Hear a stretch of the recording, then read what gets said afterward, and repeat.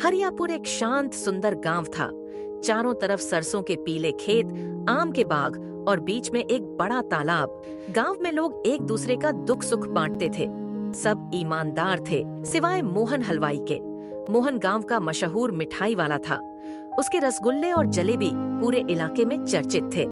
हर त्योहार पर लोग उसकी दुकान मोहन मिठाई भंडार से ही मिठाई खरीदते थे।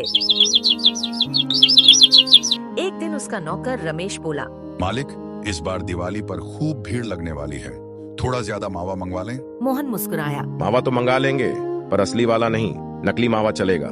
सस्ता भी और मुनाफा भी ज्यादा। रमेश चौंक गया। मगर मालिक, इससे लोगों को नुकसान हो सकता है। मोहन हंसा। अरे ओ पगले, कौन जांचने आता है? मिठाई मीठी होनी चाहिए, मावा असली या नकली, इससे किसी को क्या फर्क पड़ता है? रमेश चुप हो गया, पर दिल में डर बैठ गया। दिवाली का दिन सुबह से दुकान पर भीड़ लग गई थी।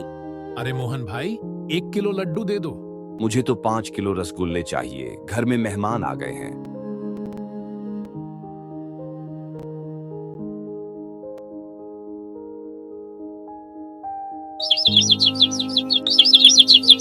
मोहन मुस्कुराता, पैसे गिनता और सोचता, वाह, कितना आसान है पैसा कमाना।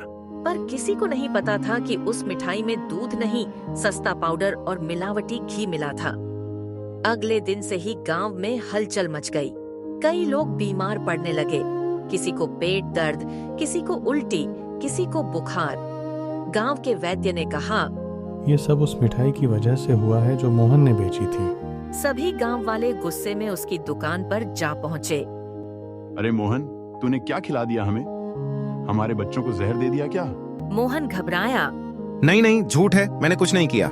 लेकिन तभी रमेश बोला, सब सच है सरपंच जी, इसने नकली मावा खरीदा था। भीड़ में सन्नाटा छा गया। सरपंच बोले, मोहन, तूने लालच में अपनी ईमानदारी बेच दी।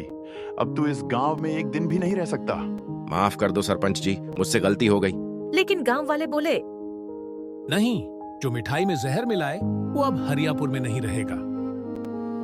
मोहन की दुकान बंद कर दी गई।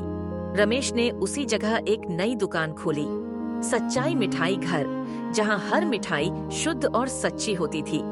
धीरे धीरे लोग फिर वहीं आने लगे। कई साल बाद किसी ने मोहन को शहर के मेले में देखा।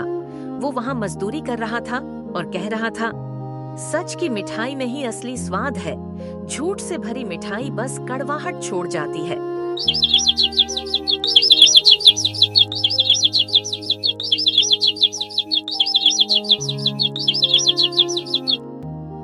सीख, लालच से कमाया धन कभी टिकता नहीं। जो दूसरों के भरोसे को तोड़ता है, उसका अपना जीवन बिखर जाता है। सच्चाई भले देर से जीतती है, पर जीतती जरूर है।